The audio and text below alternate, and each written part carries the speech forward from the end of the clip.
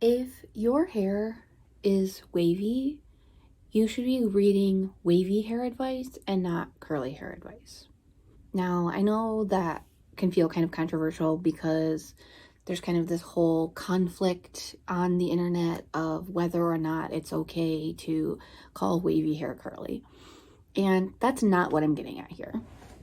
I don't necessarily care which terminology you use. I do prefer to use wavy when talking about my hair, but I am not going to get into the semantics with somebody who prefers to call their hair curly, even if it's wavy.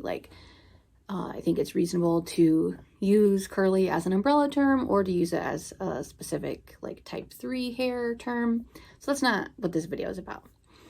What this video is about how if you use the term curly when you are doing Google searches or looking up hair content on YouTube or TikTok or wherever else you go to consume content related to your hair type, you're very likely to end up getting advice that's not going to work for you. A lot of us who have wavy hair have hair that we treated like straight hair when we were kids or when we were younger. I've talked to people who have discovered their wavy hair in their 70s, and that is so exciting and cool to me when somebody ends up on wavyhaircare.com telling me that they are just now discovering their waves and that they are having fun embracing them. I don't know, that's just so cool to me. But my point is, it happens at literally any age. However, from demographic information that I'm able to pull from my blog and my YouTube analytics and things like that, I know that the majority of the people who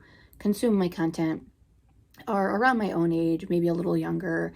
And I hear a lot in feedback that people are discovering their waves in their 20s, maybe their 30s, or maybe they found them in their teens, and that they had treated their hair like straight hair as a kid.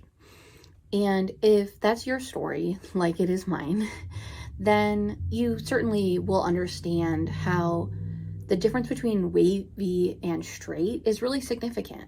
And treating wavy hair like straight hair really doesn't work if your goal is to embrace your waves. And in the same way, there are meaningful, truly meaningful differences between wavy and curly hair and wavy and curly hair techniques and products and treatments that make it to where it's really best to stick with wavy. Now, what I mean by the products matter is not to say that you should go out and only buy products that say wavy. In fact, I would argue that most of the time that's not good advice either, which is so confusing, right? Why do so many products that say curly work for wavy hair and then so many don't? It's because curly hair is an umbrella term, and so it means different things. And weirdly, a lot of wavy hair products out there are sea salt sprays, and those are actually designed for straight hair primarily to make them more wavy. So the marketing of this stuff is just so unbelievably confusing. But my larger point is, if you follow somebody who has tightly curly hair and you go buy the products that they recommend for curly hair, the products that work for them, those are not likely to work well for you. Most products for tightly curly hair are heavy because truly curly hair, type 3 curly hair, is dry and it really benefits from a lot of conditioning. And that is generally not true of wavy hair, even tightly wavy hair.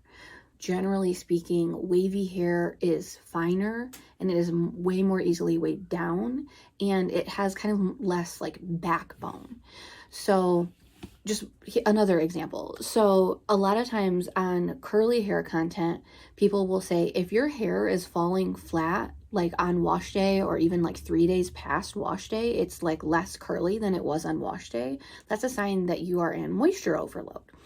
And that is true for a lot of people with curly hair, because curly hair usually has a lot more durability to it, a lot more of a backbone. And so it will stay essentially the same with very minimal change from wash day to wash day. And so if their hair is falling flat, that can be a sign that they are really severely needing protein. Where it is just very, very normal and natural for wavy hair to fall if it doesn't have enough support from hold from wash day to wash day.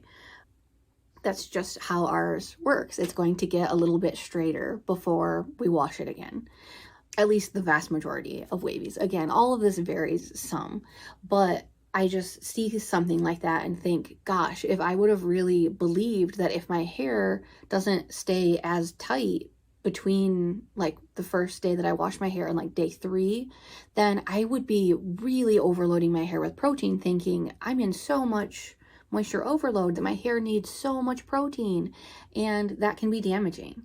And so it's important to understand nuances between wavy and curly hair like that, where in my case, like sometimes my hair falling faster than normal can be a sign that I do need protein, but it's not compared to how long somebody else's hair lasts. It's I have to know how long my hair normally lasts after wash day with certain products to know if it's falling faster than usual for me, then that is a sign that it needs protein. It is not if it falls on day 2, day 3, whatever. Some other broad areas that can vary between wavy and curly hair are how you can effectively protect your hair overnight. What works well for curly hair often does not work well for wavy hair. The amount of products that somebody can use on their hair often varies from wavy hair to curly hair. A lot of times people with wavy hair are easily weighed down, and so having a routine that includes 8 products is not likely to work out well for most people with wavy hair. Wavy hair usually benefits from more hold than curly hair. These are just a few, but there are also technique differences, how long you want to plop for if you want to plop, air drying versus diffusing, even diffusing techniques like hovering versus pixie diffusing. Some of these work better for wavy hair and some of them work better for curly hair. And I don't mean to say that wavy hair is a monolith, and so if you take advice from somebody else with wavy hair, that it'll definitely work for you, because that's not the case. Wavy hair definitely varies as well. But generally speaking, if you have wavy hair, going with curly hair advice is going to leave you pretty frustrated, because it really is its own hair type that is significantly different than wavy hair. And so just something to consider if you are kind of getting stuck with trying to find a routine and products that work for you, and you're finding a lot of duds, but you are consuming curly hair content. Maybe try sticking with more wavy hair content and see if that gets you anywhere, and see if that content is just better suited to you and if it leads to less frustration.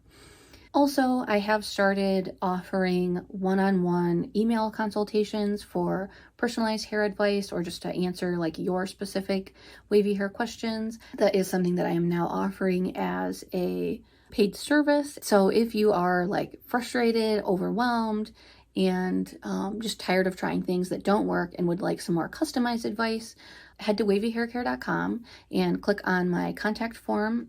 And if you email me there, I will then respond and share with you how to go about getting a custom consultation. It's $20.